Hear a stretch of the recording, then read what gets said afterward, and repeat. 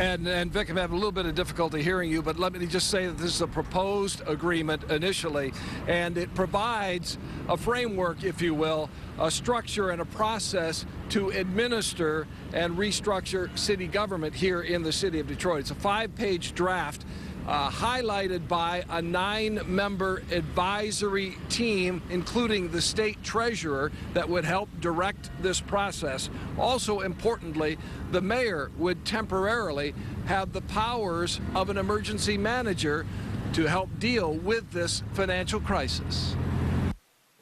Council members received copies of the proposed consent agreement this morning, minutes before the start of the formal session. Right now, we've gotten a proposal, and from that point, we now will pour over it, council, the mayor, and present a counter.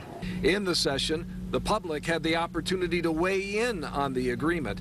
Councilwoman Joanne Watson also sounded off. It's disrespectful to be asking an elected official who is paid to vote at 10 to meet with the treasurer at 9:55 to receive a consent agreement that is unconstitutional and illegal, in my view. Time was never on our side. Time wasn't on our side 2 years ago. Time wasn't on our side 5 years ago. But we are still in a position where we have the ability to collaborate and work collectively to solve our problems, to solve our challenges. And that's what we're looking to do. That's my aim.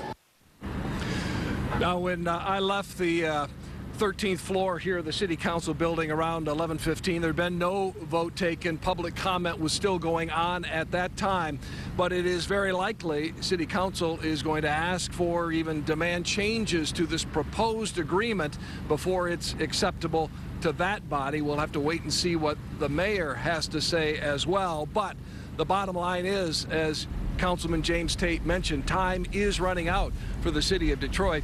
March 27th is a deadline for some sort of decision to be made, and it won't be long after that before the city of Detroit could run out of cash. We are live outside the Coleman A. Young Municipal Center. Dave Llewellyn, 7 Action News. Dave, you mentioned the council may want to see some changes. Is there room to negotiate what ends up in the final version of the consent decree? I believe that there is, based on what the council members said publicly today. And again, time will tell about that, but they're not accepting of the language as it is today. Some of the council members, anyway, that we had a chance to speak with very, very briefly. So it's going to be an interesting process as this continues to play out over the days and the few weeks that are remaining before something has to happen here in the city. And Action News will be on top of it every step of the way. Dave Llewellyn reporting. Thank you. So what is the difference between a consent decree and an emergency manager? Both aim at eliminating the deficit. But with a consent decree, the power of making financial decisions remains with city officials. A consent decree outlines a pact between the city and the state with when and how Detroit's deficit would be eliminated. An emergency manager removes the power from city officials, taking the city government out of play to make financial decisions. Emergency managers have the power to void union contracts and even make personnel decisions. We are going to get more information on the consent agreement. We are in Lansing talking with Governor Snyder, and you will see that interview on later editions of Action News.